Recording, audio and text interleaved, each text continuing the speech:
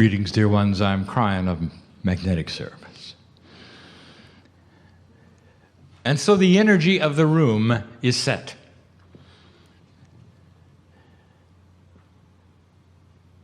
And what does it mean to you? And how many of you believe that you will leave the same way you came? For the one in the room who has come as a favor to a believer, and you're not, what have you made of this? If you have lifted that shield of intellectualism that you have, and let in the possibility of truth that is bigger than you see, or bigger than you've been taught, where does that leave you? Have you allowed perhaps a seed to be planted, a possibility? A possibility that the planet is in the process of recalibrating itself, both physically, with the life in the oceans, with the consciousness and the actions of the humans around you. Or do you think all of it is a coincidence? That it does not affect you? And I will say to you yet again, dear one, that you may be a shaman and not even know it. You may have been brought here one time and you'll never be brought again. This is the opening, the opportunity of possibilities. It's not something to join. It's something to ponder. Could it be that the love of God is the core of you? And that you have felt it several times in your life and didn't even know what it was? Could it be that you are one who does not wish to go to this place of belief because you've been there before and it hurt and something happened and everything in your cellular structure screams, don't do it again? All of those things are in the room. I know who is here. I know who listens to this message. We're going to answer some questions that have been asked, some in the room and some not, that will serve both you and those who will see and read and hear this particular communications, who you do not think are here now, but they are. Now this is confusing, and I've said it many times before. I know who's listening. I know who's reading. For there is no time on my side of the veil. There is only the potential, and the potential is therefore manifest in the now. It may take weeks to transcribe what you believe is happening on your clock right now, this moment. But after the transcription, and all of the editing and the publishing, it will therefore be in writing, and someone is reading it right now. And I see you there doing it. And that sounds so odd to those of you who sit in the room. There is a reader who needs to see these words that I'm about to say, and I know who this is.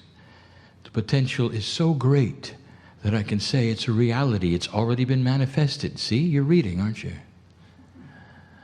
I know you.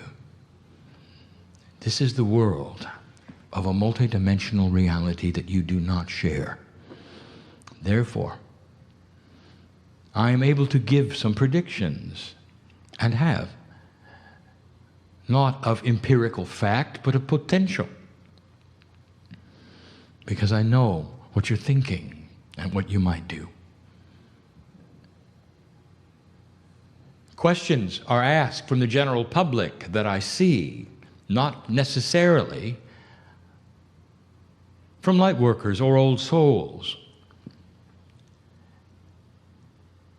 A week or so ago, I gave a channeling called The 6 Questions. My partner, who is an engineer, recorded it, and it didn't work. This frustrates him because he knows better. He knows how to do things, and it didn't work.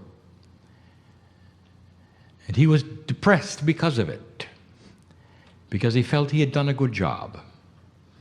Well, he didn't. It could have been better. And yet, there were those in the audience who recorded it.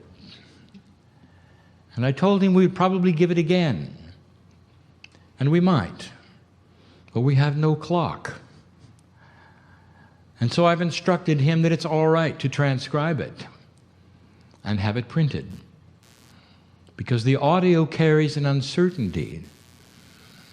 And he knows what it is. For I gave him new information that he will repeat someday in a better manner. And that will be recorded. The physics of the recording machine is easy to stop.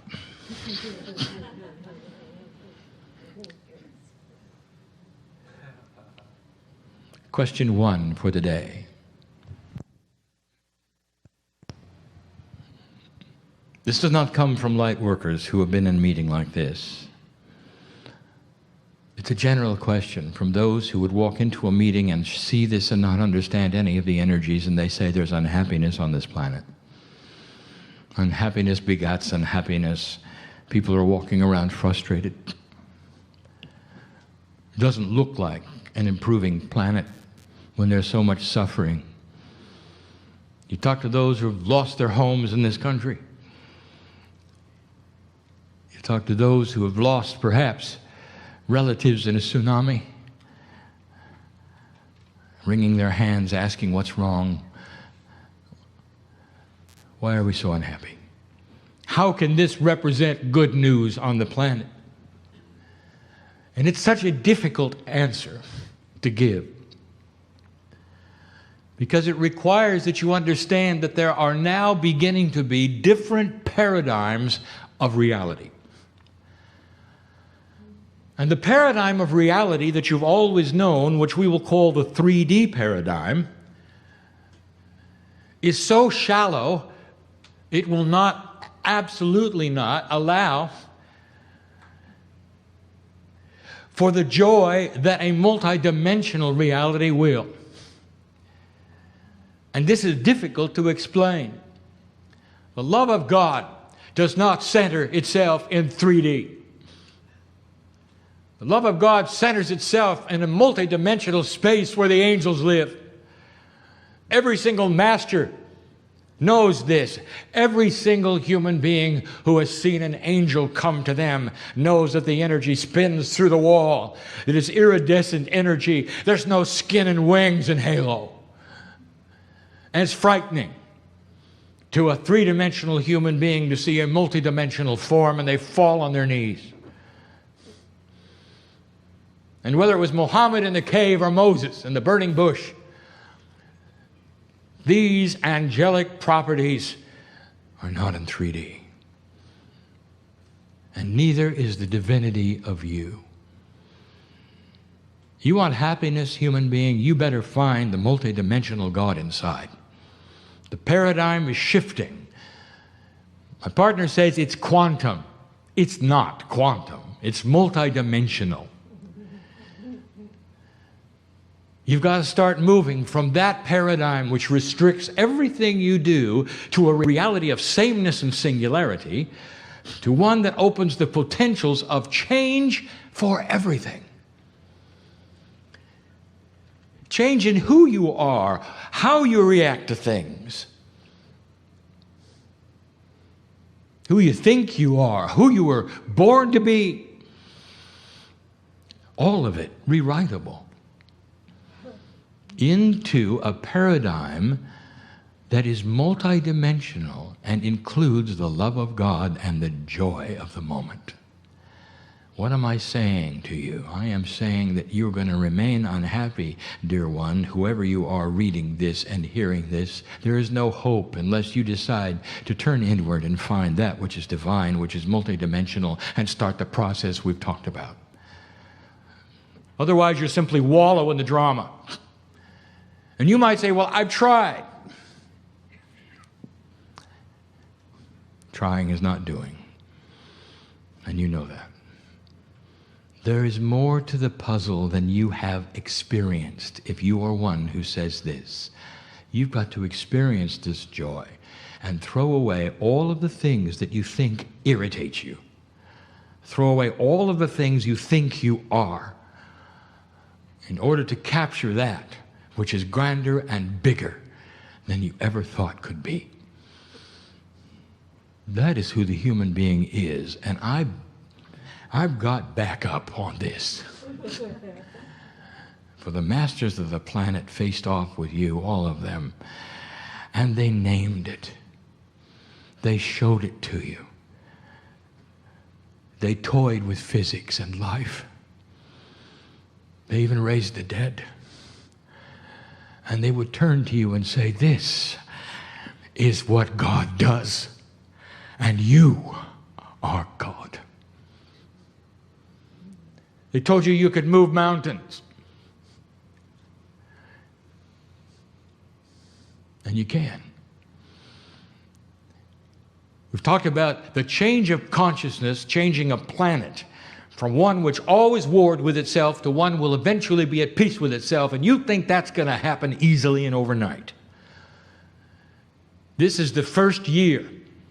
You've got 18 years to plant the seeds and 2 more generations to watch it work. This is how humanity works. It's slow, and you're impatient. That's why there's so much unhappiness at the moment. Impatience, misunderstanding, wanting instant gratification, thinking you're doing something and tapping your toe while you think God helps you.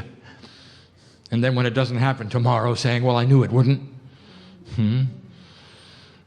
You tell me, is that commitment or is that trying?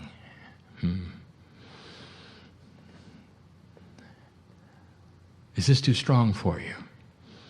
To say that you are beautiful inside and it's about time you found it. It's about time you found it. And when you find it, you settle down. You don't get as angry. You don't get as depressed. You don't react. And then people around you see you in that state and they go, you know, you're different. You're not as angry. You don't react. What have you got? I want it. And that's how it begins. You shine a light and others see it and they want theirs. Because it is beautiful, it is satisfying, and we tell you again, when you walked with the masters, any of them, how did you feel? Did they look at you and annihilate you? Did they say bad things to you? And the answer is no. They looked at you, they looked through you, they loved you, and you were speechless. Some of you were there. And you remember, all you want to do is be in their presence. It's almost like they got a field around them, and if you can be close to them, you'll get it too. This is the love of God in a human being that emanates divinity. You're planting the seeds of ascension. That was question number 1. Question number 2, what happens when you die? This is so complicated. But I'm going to divide it into 2 parts. Both are spiritual parts. The death of the human being, which all of you in the room, are you ready for this, have experienced. All of you. There is not one newbie here. I want you to go inside for a moment. Don't you feel it? You know how things work. Get outside of your own problems and look at the planet. You know how things work. You feel it. You've been here before. It's not a mystery. This morning I asked you to examine death with me, and I told you I would tell you more about it. You know when you die. It's not the end. It's intuitive because you've gone through it. It hides, by the way, just under the surface. You're not really quite sure. But your intuition tells you it's so. There is no sting in death. Not for you. But for the ones around you, yes. So the first thing I want to tell you about death is that those around you will suffer. And sometimes that is appropriate, for it brings them to their knees, especially when you go too soon. And sometimes because of that, they find that which is inside, the only solace they'll have, which is spiritual, and your death is the catalyst for their enlightenment. Do you understand the process? What happens when you die physically? It's easy. You return to the dust of the planet. What more do you want to know? Corporeal? Easy. That's just part of the Gaia process. But let me tell you about the moment of transition. You lose 3 ounces of something that no one knows about. The 3 ounces, the communication which is quantum, everything that ever was of you. It doesn't go up, it goes down. It goes to the cave of creation. We've told you this before. It goes to the crystalline grid. Some of it even goes to the cetaceans of the earth. There is a system here that allows it to remember your life. It's stored in the planet. Your spirit comes home, but not your Akashic record. It stays on the planet because the planet owns it. You have changed the planet by what you've done. You're not taking it with you. And you come home. And we have a party. I've told you that before. And we do. Oh, there's no sting in death. Not yours. Not your own. And you know it right away. Within 3 days, you're fully aware. You're a piece of God. You remember. You hear the music again. You hear the music again. Oh, you don't know what I'm talking about. You will. And then you come back. And when you do, and when that is, and sometimes it's faster than you've ever been told by any psychic, for things are speeding up, you often, are you ready for this? You often come back born into your own family as grandchildren in your same karmic group. That's a process of the light worker, so that your grandparents can teach you things that only they can teach you. And when you take your first breath, you pick up something. You pick up all of the soul energy from the cave of creation and the crystalline grid that you stored there when you left. That is called Akashic inheritance. The artists become artists. The policemen become policemen. It's in your genes. It's in your DNA. Who you used to be. The proclivities for the things you want and don't like. Food choices. Question was asked once, should I be a vegetarian? What is correct for my body spiritually? I will tell you what is correct for your body spiritually. The thing that makes sense to you. If you spent lifetimes in Tibet or India, you're probably craving different foods than that which is in the United States. And that's how it works, dear one. Your body reacts to what it remembers. And if that serves you by not eating meat, then that is what you should do for your health. Do not project it on your friends. For they have their own Akash. They have their own system that works for them. Human beings like to compartmentalize everything, and therefore what you find is good, you want everybody to do, or else. That's called mainstream religion. Do not criticize the ones who have found God and found joy in a system that works for them because they are tuned to it.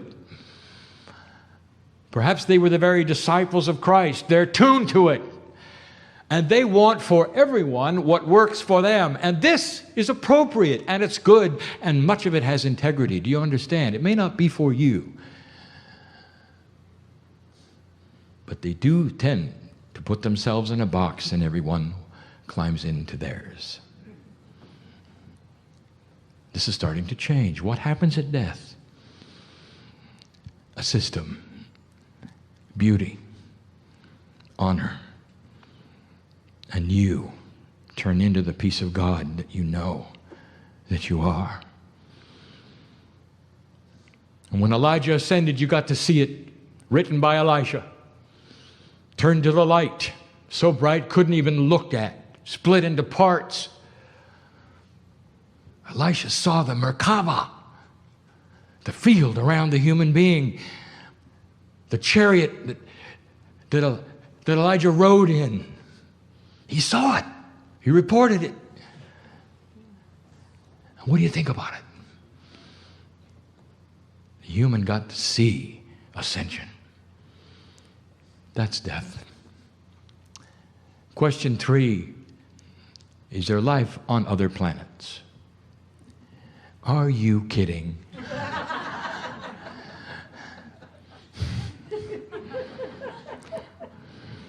There's life everywhere. Everywhere. Scientists are searching for microbial life on all the planets and their moons in your solar system, and they will eventually find it. And they will know that the seeds of life is everywhere. Then they'll project that. How much life might there be? How long has it been? And then something will occur to them. And I will call it the total illogicness, if you want to use that word, of their own human history. How old do you think the universe is? All right, yours. How old is your universe? And your scientists, well, we've got about 13 billion. That's okay. Let's use their numbers.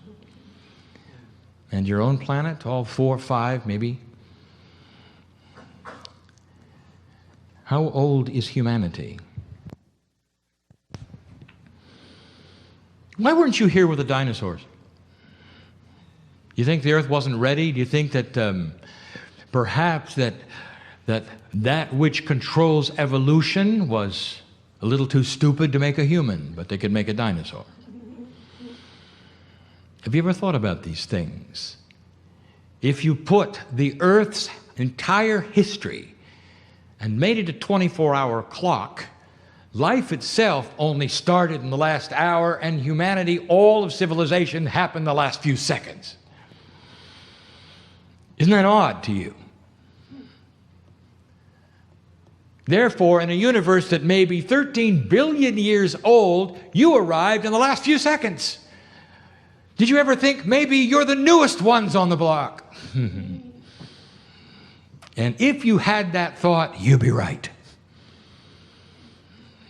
And let me tell you that if the universe is that old, do you think perhaps there are civilizations in your galaxy that might be 1 billion or more years older than you?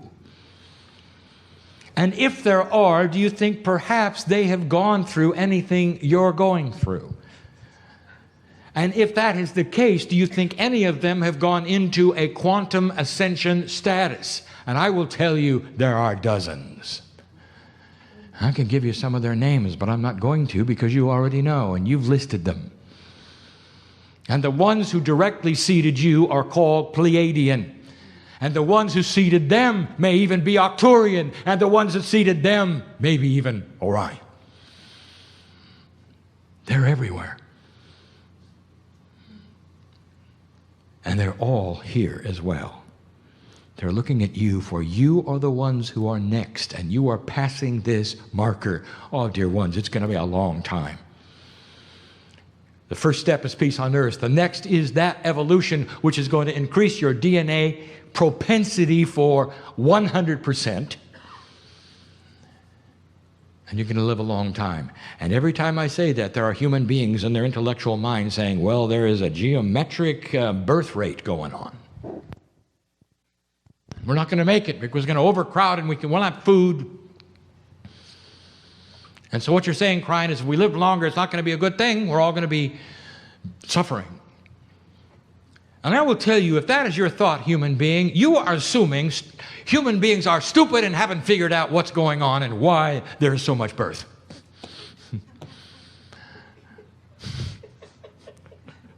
And they can't control it because they haven't figured it out. I want to tell you, you're going to see something. You're going to see a decline in birth rate because humans are smart. And they're getting smarter.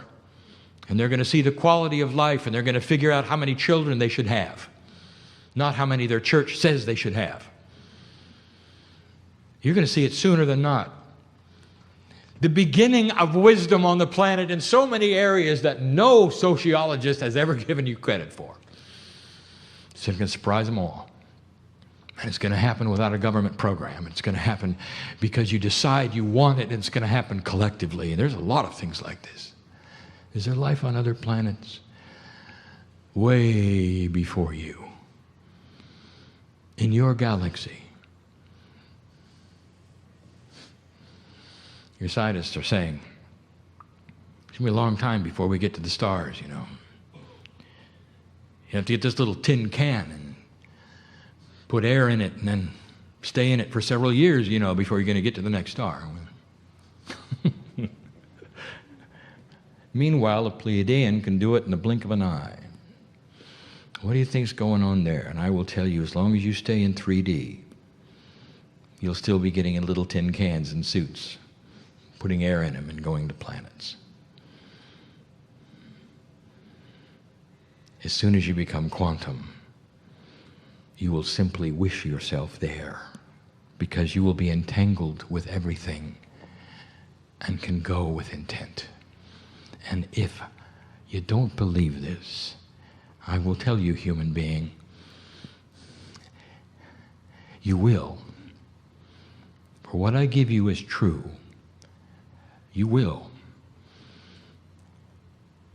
For it will be a time that you, as a human being, right now, will be part of. It may be lifetimes and lifetimes from now, but the group that is before me is the group that is going to come back over and over and over. The difference is you're done coming back in an old energy. This is a new energy. When you come back, dear one, everything you know will be in your DNA and be on top. You're not going to have to go through what you did before. As soon as you decide to look around and open the door, everything you've learned this time around will be right there. I want to tell you, this is the attribute of what you would call the child of new consciousness, which you have labeled with a color, indigo. The child remembers who they are. They remember so much. They are conceptual. And you believe they have to be taught from scratch. Do you understand what is taking place? We told you this last time. We want you to examine. I'm going to review something with you. The animal on the prairie drops its calf. And within hours, the calf is up running with the herd. Did you know that the calf instantly knows who its enemies are? What water to drink that doesn't smell right? What berries to eat that are poison? Where did that come from? That was inherited. And when you have a baby, nothing. Nothing. Doesn't know anything. 20 years of teaching. Aren't you tired of that? Did you ever think about why the animals have so much and you have so little? It's time for that to change. You're starting to see it even with the indigos. They come in knowing. That's why they're so impatient. You're trying to teach them things they already know instinctively. Just like the calf on the prairie. They come out knowing. Some of them try to teach you. That doesn't always go well. That was question 3. Question 4. What about all these conspiracies on the planet? All manner of things you've heard about now for decades. I'm not going to name them. I'm going to let you name them in your mind. What humans are doing to humans, what governments are doing to humans, the poison that's coming here and there, the mind training, the control, the governmental secret organizations, all of these things. Kryon, are they correct? So I'm going to give you a litmus test and ask you to decide. What are you seeing today that I told you about over a decade ago? when I said there'll come a day when everyone talks to everyone and there can be no secrets. You're starting to see the fact that there can be no secrets. They're being leaked openly all the time. So do you think that there can be someone with a group of people that would involve thousands of human beings all winking at each other, saying, be sure not to tell them about you know what, and have it last for decades? Even on their deathbeds, they're not telling anything. No secrets are coming out. The only thing you're hearing is other human beings telling you it's happening, giving you their testimonies of what they've seen and what they've heard. I want to tell you, it doesn't work that way, not today. People cannot keep a secret. When everyone talks to everyone, you cannot have these kinds of conspiracies. That's the litmus test. If it's real, you'll know it. And you're going to know it soon. And yes, there are some conspiracies, and you're going to know it, and you're going to know it soon. Because in this day of what you have in global communications, all together, personally, socially, media, no one can keep these kinds of secrets, especially if it takes a lot of people to pull them off. You see what I'm saying? So start getting smart. Don't believe everything you hear. And understand that these things, even though sometimes they may seem like they've been happening, because you got a lot of evidence, the true evidence is anyone coming forward? Are there any leaks? If any of them ever even talk to each other, somebody's recording it somewhere, somehow. Where is that? I think you see what I'm saying. It's time to use spiritual logic instead of fear. Some people are very attracted to this. They spin in the drama. They love it. You know who they are. Fifth question, and the last one. Dear Kryon, if the New Age is accurate and true, and if these truths are so powerful as you say, why are so few involved?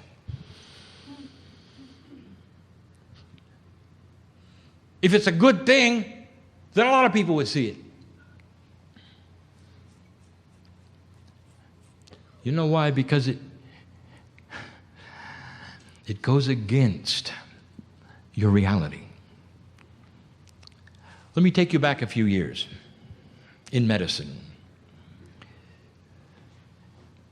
There was an idea put forward that on your hands, they're what I would call creepy crawlers.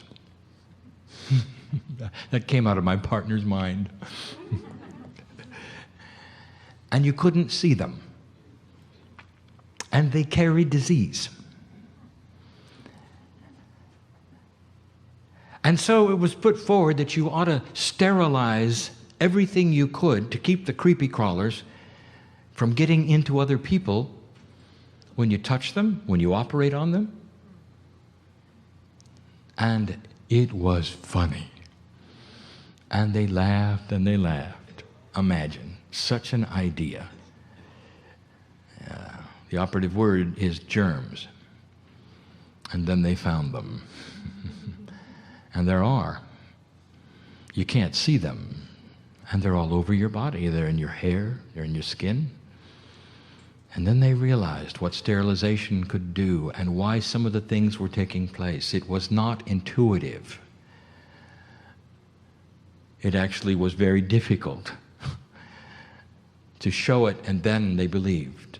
And where am I going with this? It takes a consciousness of believing something that does not occur intuitively. In fact, it goes against the grain of what you think is real, laughable, creepy crawlers on your hands that carry disease. Who would think that? And the microscopes got better, and there they were. The human being is born into a reality that says they are nothing. They're small, God is big. The reality and the paradigm of an old energy says you worship something bigger. And if you look around the planet, that is the reality of almost all spiritual belief. You prostrate yourself in front of God, you kneel, you cry, you suffer, you climb steps, you do penance. You're not worthy. That is the energy of humanity. And you wonder why they're not attracted to something that says God is inside and you're beautiful and magnificent. That's why. It's like the creepy crawlers on the hand. Doesn't make sense. Laughable. Stupid. Silly, they say. Those of you in the room who call yourselves light workers and are holding energy for this planet and know about the love of God in your life, you've been running against the grain for a long time. Because the paradigm is not with you. It hasn't been with you, and it is changing. Yes, this belief system is different, for it has no structure. And there are no buildings to report to, and there's nothing to belong to, and there's no tithing, and there's no programs. There's no hospitals, there's no schools.